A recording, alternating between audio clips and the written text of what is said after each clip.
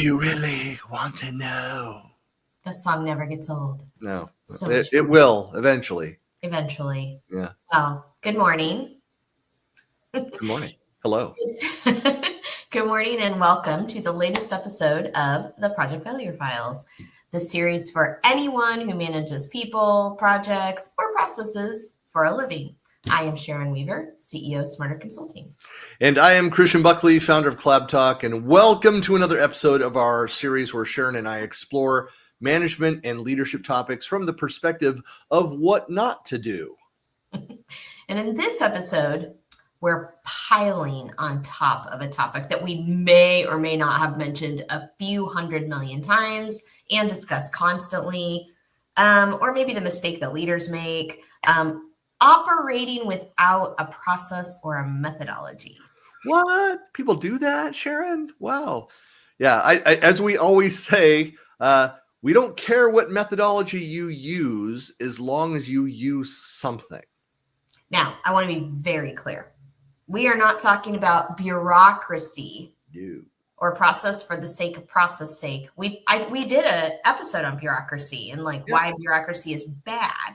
So we're not talking about bureaucracy. What we are talking about is a consistent method, a consistent approach for problem solving. It doesn't mean that you have to build out anything like super duper formal. You don't need to have a formal project management office or a PMO. You really don't even have to launch a committee. But it also means that you shouldn't run from those things if they make sense for your organization. I think that's a lesson to be learned right there. It's do what makes sense for the culture, for the business problems, your clients, the things that you're trying to solve there. I think one of the hardest parts of any of the methodologies, you might go read a book and think this sounds wonderful, like I can apply this to my life. As well as to the work here, is that there is no one size fits all methodology. You really do have to do your homework. You have to do some research. You have to have an opinion, Sharon. You have to apply what you've read and align that with your corporate culture. Yes. It's cultural fit is absolutely key. If you want anyone to actually repeat the process and participate in the process, it should really be something that's empowering, but not overbearing. For example, having dashboards and transparency into all those projects and decisions. It sounds amazing, but if you're doubling the workload of everybody to maintain everything, then it's going to impact people's work. I know that a lot of project managers, is my job actually managing this project, or am I just doing 10 versions of this report for 10 different stakeholders? Mm-hmm. And if you worry about people getting burnout, that's a quick way to burn out. I don't think people that claim they love doing that kind of stuff or reporting, they don't. Just give them a little time, give them a week, and they won't anymore. So you got to think about their well-being. As I've always said, the worst part about being a project manager was always chasing people down for status reports or where are we on this task? It's one of those things. Yeah, we have to do it. It's just part of life, especially as consultants. We're constantly updating those things. But just behind that, that project manager asking that question again and again and again and every week and updating the reports is that it's that pain and that angst in my memory. It's building out dashboards and reports and doing analysis and risk assessments that I'm pretty sure no one ever looked at, despite their asking me to create all of that. In fact, Sharon, I know you've done the same thing where I went and put tracking mechanisms on. I know who opened it.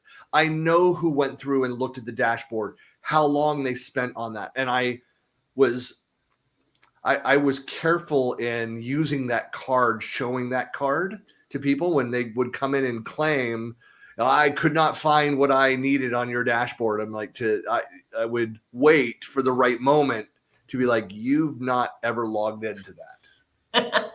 Yeah, it should definitely be a balance. Really what you're trying to do is you want enough information, enough data, enough reporting to make sure that the decisions that you're making are correct, accurate, you're delivering on time, you're delivering within budget, you're managing the resources at an allocation level in the way that makes sense for your organization, you're managing risks as early as possible, things like that. Like, you want to have enough information to be able to make good choices and good decisions, but not so much that you're overloading and overbearing everybody.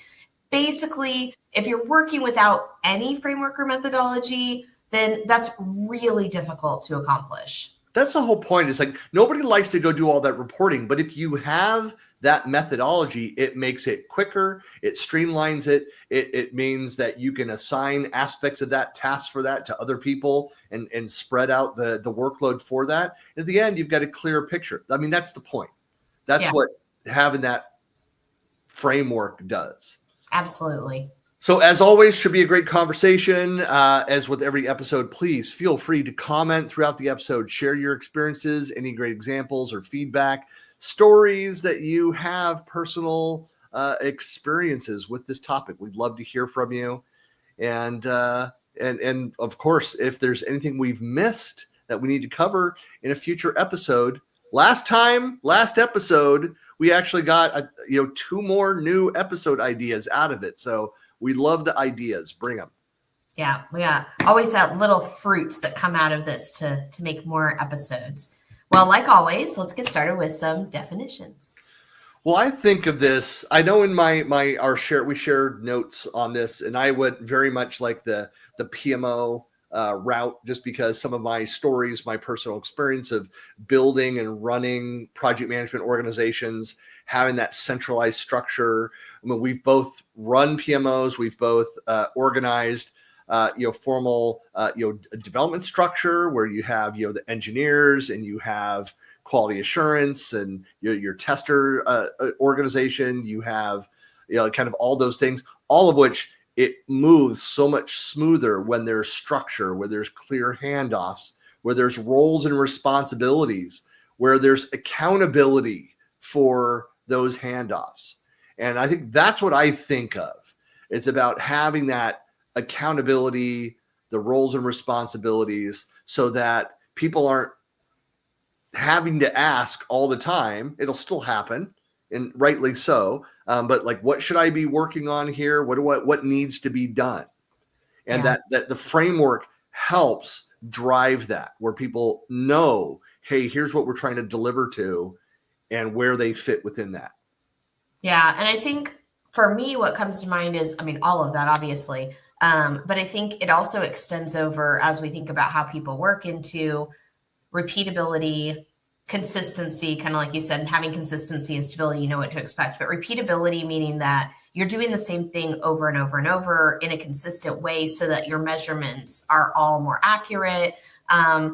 You also have a better way to manage accountability, because if everything's kind of consistent and repeatable, then we're not just like randomly and subjectively coming up with who should be doing what or when or things like that. Like, there's a consistent, kind of way to hold people accountable to things, and just kind of making sure that everybody understands what the rules of the game are. And we've talked about this many, many different times, but I think about, the idea that often when you come into an organization, you're not entirely sure how things work. And I think having some sort of a system or methodology that you follow lets everybody else know, oh, this is the game we're playing. These are the rules of the game. And so, there's not this constant disparity of not understanding what's happening. Right. Yeah, I was just thinking, Sharon, like I know I'm jumping a little early with the personal story here, but I was just thinking about how I joined a startup and there were 4 of us. There was very distinct roles because we all had multiple roles, but it was clear there was very little overlap. You know, the CEO was the architect, the designer of the software product. Had a part-time contractor that was also architect, but more on the data, on the back end side of things. I had the project management, the product management, the marketing, like all that stuff out there, promotion of the existing products, as well as what we were building, 2 new products. And then we had just a pure developer that was just build the MVP, test the stuff out, going through. And so it was very clear, as soon as we had a certain number of sales, we were sales driven with the existing products. It funded, thankfully, sales were good. It funded bringing on a team of 10 to 12 Indian developers. And we ended up doing a trip over to India, and just wonderful experience, and great team that we worked with for years and years. But we had to have the structure to make that work. And for about a year, me in Seattle, the team over in India, I was the primary project manager that was doing the 10 p.m. calls Sunday through Thursday that were like the stand-up meetings that we always talk about, we always rave about. Everybody loves those. But putting that structure, and every time, and those calls could be extremely efficient. It was also when there were problems, when there's issues, and we had to brainstorm and go through and talk about what people are doing in detail. We had the placeholder for it. So it was light when it needed to be light. If there was nothing to go through, very quickly, okay, we're on target, we're on this. All right, we know what we're doing for this, this scrum, for this build that we're working on. Here's the list of the features we're going to build over the weekend, next version of it. People were focused. Having the structure allowed us the freedom to then get back into the work that needed to be done. But it was there when people got confused, when something changed or shifted and we needed to go in a different direction. We had the structure where we could hash those things out, reassign things, restructure things as needed to be able to move forward again. It'd be very difficult to do that without having that structure. So we didn't have a formal PMO around that, but we were essentially taking the same steps, going through the same process. Yeah, I think you can always tell an organization that has some sort of system or organizational way of doing things because, people kind of know how to fall in line. And that's exactly what we're talking about, right? It's this idea of how do you do things? Is everybody just kind of doing whatever they want? Or, is there at least one primary process in the way that we do things to keep track of stuff so that everybody's kind of, on the same page at least? Sharon, have you ever had a job, maybe early on in your career, where you had absolutely no idea what you were supposed to be working on? And so then you didn't know what then the expectations were, what the measurements were for that. Did you ever have that kind of role? A few times. The interesting part is, and this is something I've really been thinking a lot about lately. We do a lot of training and we work in this sector a lot. And what I do know is that, I kind of I didn't come right out of college into a professional role. I worked my way up and had, more blue collar roles. And I noticed that those jobs were more specific. But when you get into knowledge work, especially informational work and corporate type jobs, I was really surprised the first couple of jobs I got in the corporate sector, where they essentially put you in a cube. They hand you a laptop and they go, here you go, have a nice life, right? Whereas in some of the work that I had done prior to that, you show up and, they're like, do this, do this, do this, do this, do this. And I think there's this big disparity. And so what ends up happening is you get these people who come in, they sit down and they have no idea what they're supposed to be doing, what's expected of them. And so they're just kind of left to fend for themselves. Yeah. That's a great point. There are companies that do new employee onboarding, the Neo experience, very well. It's very robust. So you have a sense of where, like I've shared before, like when I started at Microsoft, it was a week long, or like 4 days, I think, was the onboarding process. And some groups, they would have like Satya come and talk to, or we were supposed to have Steve Ballmer at the time, but then he had to fly out to some meeting or other, so he didn't show up, and we had another executive come in. But having been familiar, already worked with Microsoft for a couple of years, in different levels, and having friends and family members that worked there, I skipped out of most of NEO. I was there to sign the legal documents and get the badge and stuff. And you're supposed to, they don't like this. They frowned on this, but as soon as I had my badge, I showed up for meetings with my new team. And they're like, what are you doing here? You're not supposed to be here for another week. You're supposed to be a NEO. And I'm like, I got it. We've got it for a 1K. Awesome. I'm ready to get started on the project. And so I got scolded for that and sent back for a couple things. But I got away with skipping a good portion of that. But again, that process, somebody that didn't have that background, I would say it would be essential to plug it in the culture to be there. Honestly, I think I was more fully embracing the culture of Microsoft at the time by wanting to get right to work, Yes, probably. Working after hours. But anyway, having that onboarding process is so critical. It's why a lot of organizations, because you're so much more effective. Do you want to be spending, again, having started at jobs, like I asked you, like having been in roles where was not well explained what I was supposed to be doing, how I was supposed to do that. And I'd go and I spent hours trying to figure out where, if somebody had just answered my question, I could have been hours ahead on this thing. And it was very frustrating. Yeah, I think it's it's a big issue. It's a common problem that many organizations face. And when we think about systems and processes, we think about maturity levels, and essentially, when you're a lower maturity level, organization, when it comes to things like processes and systems and whatnot, I think, you end up having that feeling of kind of everybody's kind of, doing their own thing. And so, again, it doesn't matter what system or methodology you use, but as you mature your organization up, you will start to think about what are the processes that make sense for us.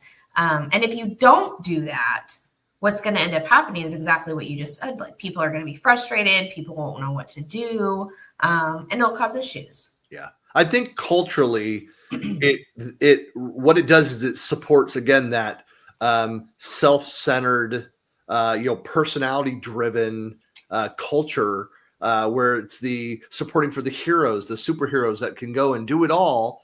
Yeah, but they're not a team member. They're not necessarily in looking at, okay, I need to hand this to the person who owns that. And it ultimately is accountable for owning that activity, that set of tasks, that aspect of this project, rather than, being the go-to person for everything with this client or on this project or this type of project. And then what happens, using your the way that you like to describe that, suddenly I win the lottery and I'm no longer there.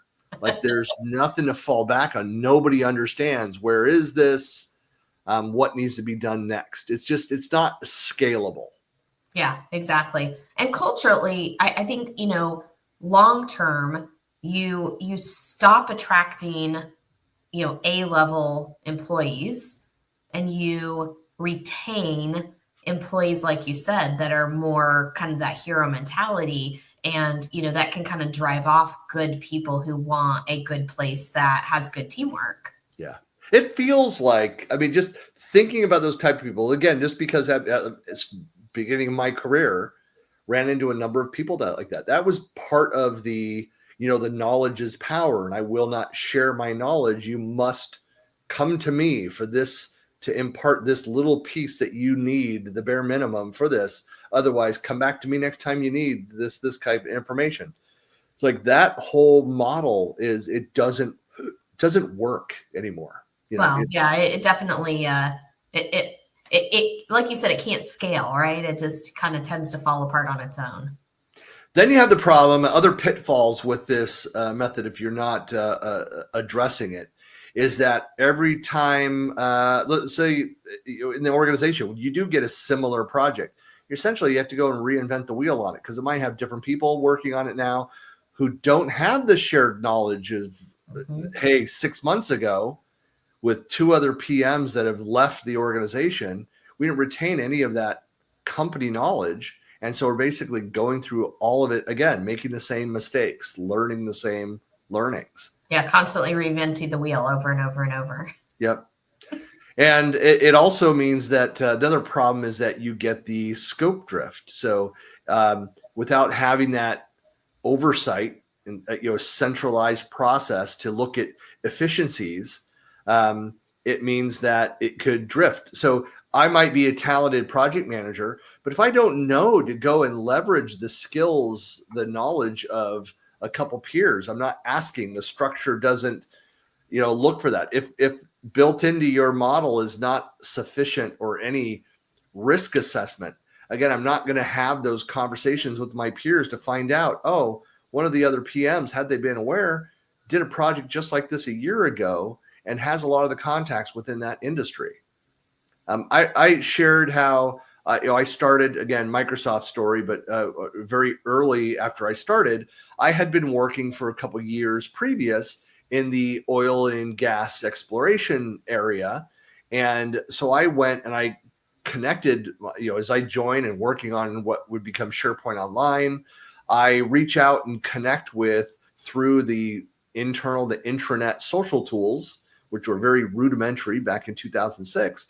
But I found 2 people in the sales organization that worked in that sector and reached out to them and said, just to introduce myself. And it turns out they had been for weeks, been trying to get somebody from the product team to respond, to join a call and demo some things on SharePoint. So I was able to I didn't ask permission.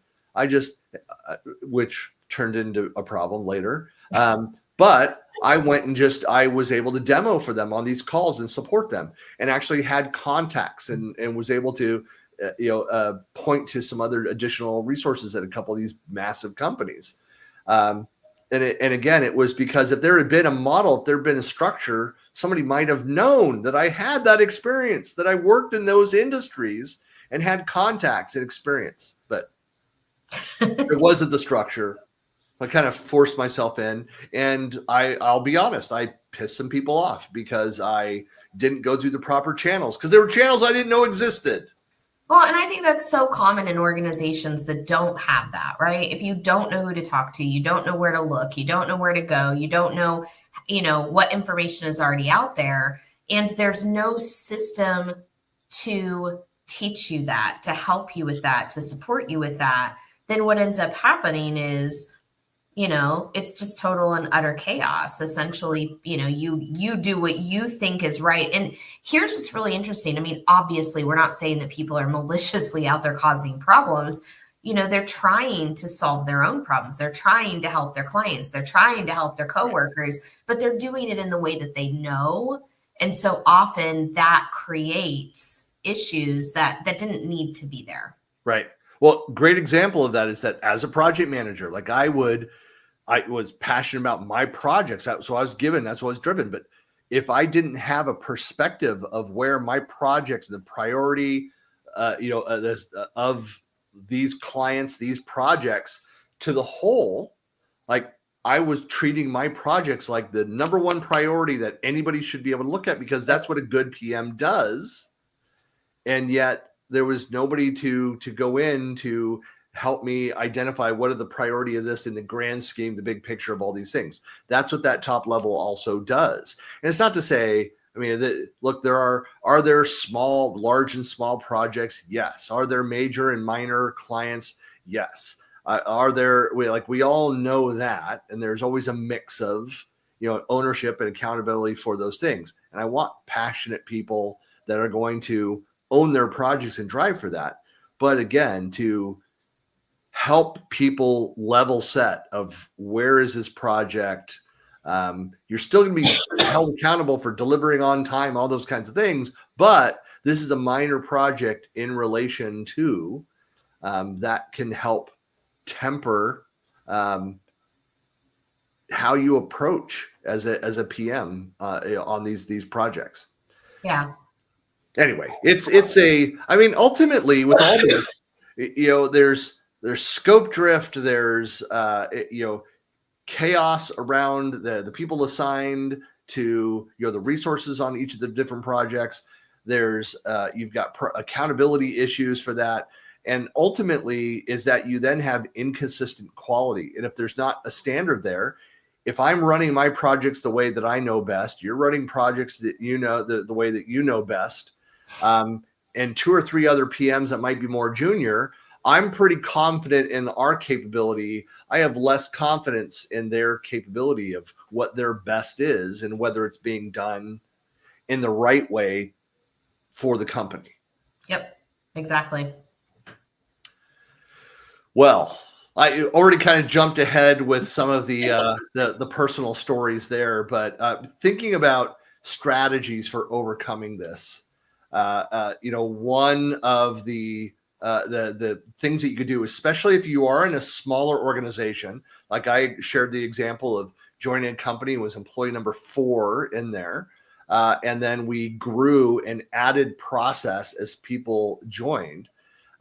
That's something just, again, you can still, with 3-4 people, you can still have structure. You can still have clearly defined roles and responsibility. And, but it makes it easier as you grow, as you add people, to continue to expand on the structure and discuss and make sure people are clear on each project. What are the roles that you have on each one of those different pieces? And how do we report this stuff? And how do we talk about what's working and not working across projects? Because as you grow, one thing that'll happen a lot is the projects will switch hands. Yeah. In fact, I think that there's this myth or this kind of thought that we shouldn't have to worry about a system, a methodology, a process, or even maturity until we're large, right? So there's this idea that the only people who need to worry about process management or systems thinking or anything like that, that's only big companies, right? We don't need to worry about it if we're a small company. And so you hear people who have, tiny companies, small companies, medium companies, they will, oh, no, we don't need to worry about that. We're not that big. And at the end of the day, you're absolutely right. I think, honestly, it's easier to start with systems thinking as a smaller organization because you can create those processes. You can, cement them in. And as you scale, as you grow, it makes things more consistent and more organized, and you get more out of the stuff that you do have and the people that you do have. Whereas if you wait until you're much larger to start thinking that way, you're already, you have so much complexity happening that it's a lot harder to get it under control. Well, it's a very common thing for small organizations to struggle with growth. And a big part of it is, I think, exactly that, is because they're not used to the structure. They have a difficult time of letting go. I mean, it's certainly true. I mean, we see that from an operational standpoint, management standpoint, but also it's a very real thing where a lot of founders of companies, founder CEOs, are generally the wrong people. It's actually rare to have the same person who founded it, especially in tech, a tech company. They're generally not the right person to grow it, to expand it up to that mid-size or large enterprise. It's a rarity to have the right set of skills that can do that. I'm just thinking of interactions that I've had seen through where companies didn't grow, then sale or execute. One of them went public. Didn't happen until and for years and years of trying. Good products, good companies, strong companies, wrong CEOs, because they couldn't let go of certain things. And as soon as those CEOs took a back seat, they're still on the board, but they're not the chairman, or they're stepped back from the CEO role. Suddenly those companies flourish and grow. There's a spike because they bring in somebody with experience that knows, here's how we structure this for the next level. Yeah. And so, I mean, I think, if we think about how to do that, Essentially, you need to assess where you're at. You need to identify the things that you're doing right. You need to identify the areas that you're having challenges in, and then kind of establish what your path from here to there is. And then that way you can start documenting, here's the things that we need to do to be able to get to where we want to go. And we talk a lot about methodologies. And this is something that, we're not talking at a high level about this time, but I will tell you, in my opinion, methodologies are like prepackaged, templated systems thinking processes, right? Yeah. So it doesn't really matter which one you use, but if you take one off the shelf and say, for example, we're going to become an agile shop, right? You can take that agile methodology and you can take all of the different things that come with it, and they are pre-packaged processes that you can apply to your organization, and then you can kind of tweak them as it fits for you. But the idea here is to have some sort of a system that you can follow so that you can make sure that you know where you're at and you know where you're headed. You know what's nice about this too is that you can go and hire an outside process expert to come in, spend a week, do a workshop, and kick the tires on a new methodology. So, okay, apply this methodology. Again, there's so many that are out there to even list them. But to go and say, okay, here's our industry, here's this, what's the get recommendations.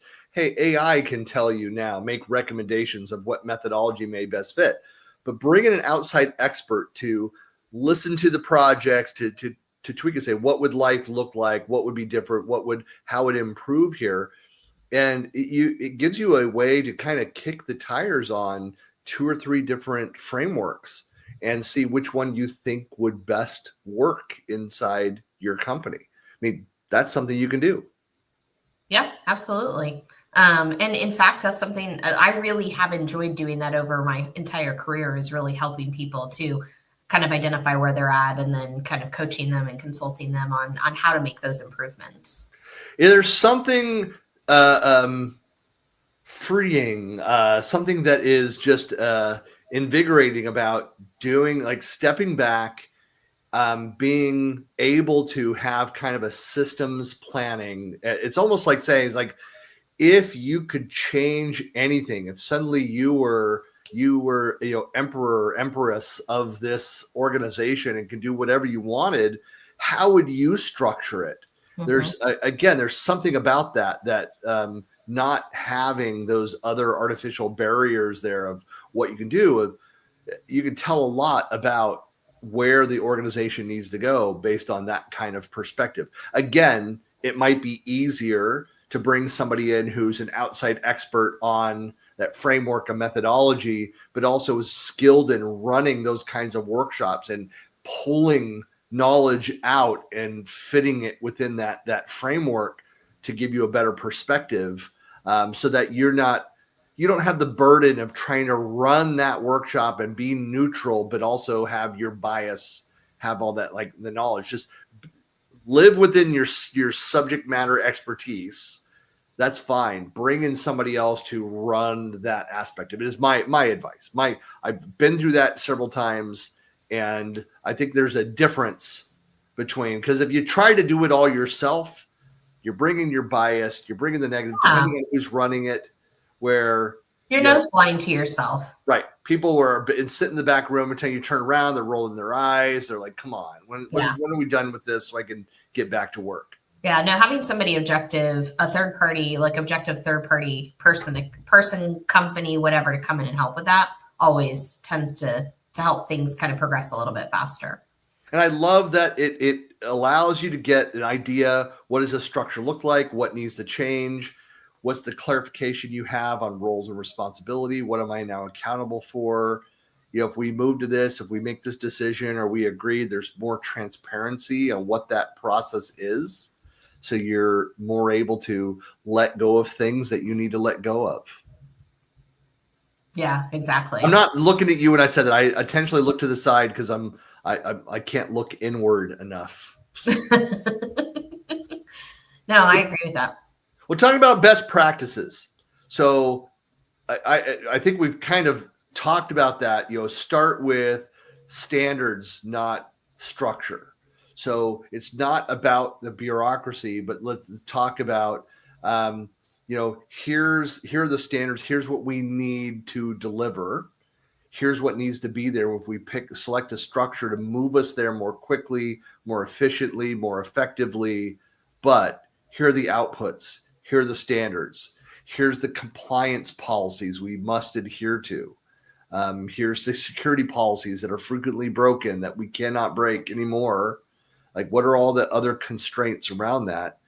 And then start looking at process and tools and specific measurements around those things.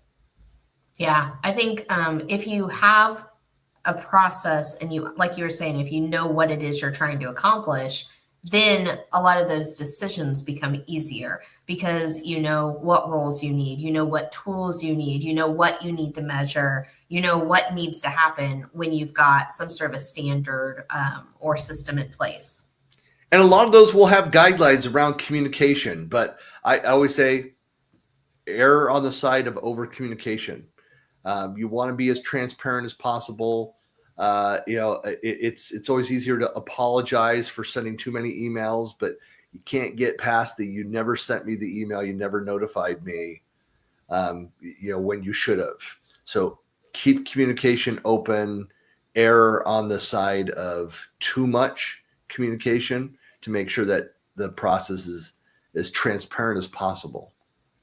Yeah, and then always balance that control with some sense of flexibility. And I agree with this. You should be setting the direction and setting the expectations, but not necessarily micromanaging everything. And it's really funny because I know, it doesn't matter, again, if you're talking PMO or agile, but I do know, we talk about the team commitment. And in agile, the team commitment is the idea that the team is committing to what they're going to be able to do. And the Scrum Master's role is to basically remove the roadblocks so that they can do it, as opposed to being a taskmaster to make them do it. And I think that's a really important distinction, because when we think about having a good system and a mature organization and mature team members, the idea is that they want to be there. They want to be doing their tasks. And as a project manager or whatever role you're in, your job shouldn't have to be babysitting and running after people. It should be clearing the roadblocks so that they can get their work done. Right.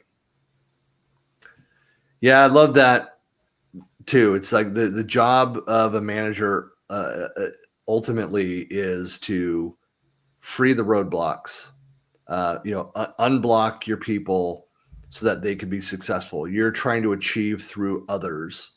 And that's a lot of what this is about, the structure. It is a leadership. It's a management failure to not have the appropriate structure in place for your people to be successful. You want to hire the best people possible, and the people that are there that you want to take care of and train them and give them the right tools. One of those tools is having the right structure so that they can be the most effective. Absolutely.